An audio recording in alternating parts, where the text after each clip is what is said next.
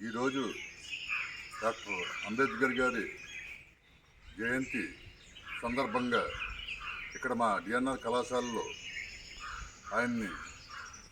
ఆయనకి పూలమాల వేసి మా యొక్క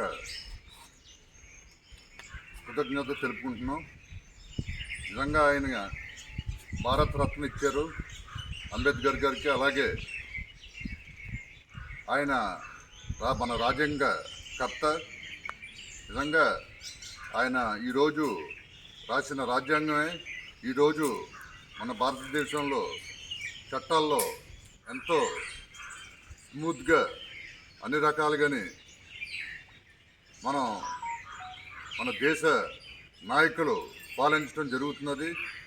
సో ఆ సందర్భంగా ఇక్కడికి విచ్చేసిన మా కళాశాల వైస్ ప్రిన్సిపల్ గారికి, అలాగే మా ఎక్స్ ప్రిన్సిపల్ జీబీ మెంబర్ అయినటువంటి రామకృష్ణరాజు గారికి, అలాగే మన అల్యూమినా ప్రెసిడెంట్ అయినటువంటి మన సంజీవరావు గారికి, అలాగే ఇక్కడ టీచింగ్ నాన్ టీచింగ్ స్టాఫ్ అందరికీ నా అభినందనలు తెలుపుకుంటూ సెలవు తీసుకుంటాను.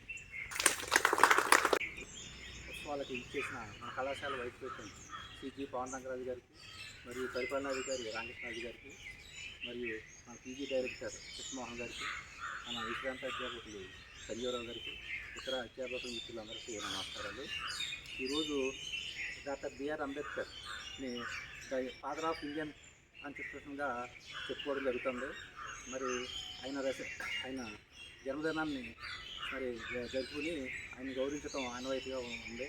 కాబట్టి ఇందులో భాగంగా మనకు ఈ కార్యక్రమం చేసిన అందరికీ నా అభినందనలు.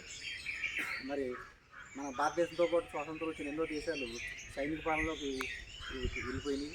కొన్ని దేశాల్లో అంతర్యుద్ధాలు వచ్చి అవి అతలాకుతలు అవుతున్నాయి. కానీ మన భారతదేశంలో మాత్రం మరి అంబేద్కర్ రాసిన రాజ్యాంగాన్ని పాటించు మరి ప్రజాస్వామ్యం మీద ప్రజలు ఎంతో విశ్వాసంతో మరి ముందుకు వెళ్ళడం జరుగుతుంది. ప్రతి 5 సంవత్సరాలకే ఎన్నికలు జరిగినప్పుడల్లా భారతదేశంలో ప్రజాస్వామ్యం మరింత బలోపేతం అవుతుందని మరి అమెరికాలో కానీ యూరోప్లో కానీ పత్రికలన్నీ సాధించడం జరుగుతుంది. మరి దీని కారణం అంబేద్కర్ గారు రాసిన రాజ్యాంగ మౌలిక లక్షణాలు ఎంతో బలంగా ఉంటాం దీని కారణం చెప్పుకోవచ్చు. అందులో భాగంగా మరి అంబేద్కర్ గారిని గౌరవించుకోవడం కోసం జన్మదిన వేడుకలను ఇంత ఘనంగా జరుపుకున్నందుకు మా యాజమాన్యాన్ని, మా ఉద్యోగ బృందాన్ని అందరినీ అభినందనలు. Thank you.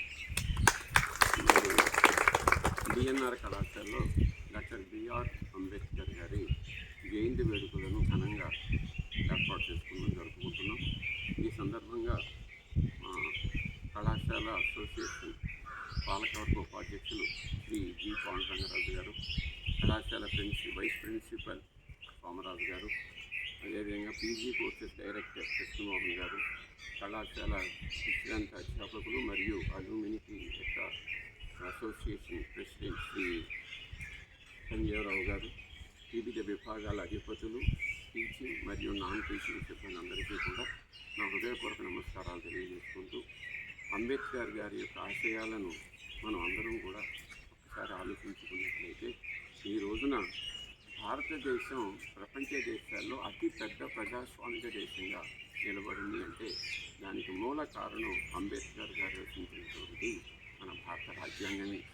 భారత రాజ్యాంగంలో ఉన్నటువంటి మౌలిక సూత్రాలు, ఆయోజిత సూత్రాలు ఇవన్నీ మనం ఏ లెక్కలో తీసుకున్నప్పటికీ కూడా మన దేశంలో అంతర్యుద్ధం అనేది ఎక్కడా జరగటం లేదు. అరాచకాలు కూడా అంతగా అవకాశం లేకుండా ఉంది అంటే దానికి ప్రధాన కారణం డాక్టర్ బిఆర్ అంబేద్కర్ గారు రచించినటువంటి ఈ రాజ్యాంగమే. ముఖ్యంగా అంబేద్కర్ గారు రచించినటువంటి రాజ్యాంగం మంది వ్రాతపూర్వకంగా మంది ఉన్నటువంటి మిగిలిన కొన్ని దేశాల్లో మౌఖికమైనటువంటి రాజ్యాంగం కూడా ఉంది.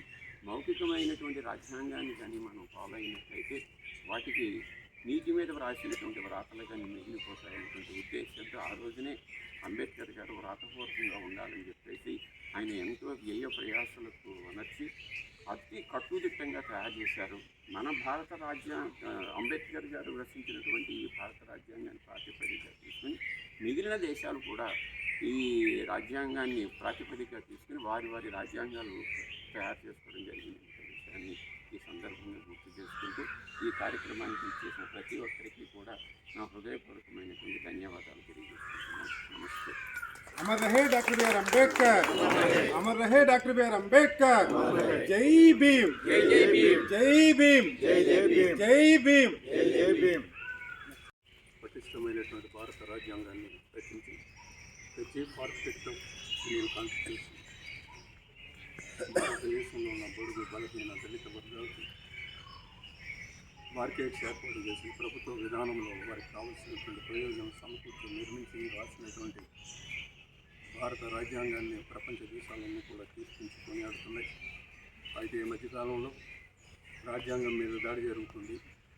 రాజ్యాంగాన్ని మేము ఆమోదించమని కొంతమంది, రాజ్యాంగాన్ని అనుసరించమని కొంతమంది, రిజర్వేషన్ తీసేస్తామని కొంతమంది, ఈ విధమైనటువంటి అనేకమైన దాడులు జరుగుతూనే ఉన్నాయి.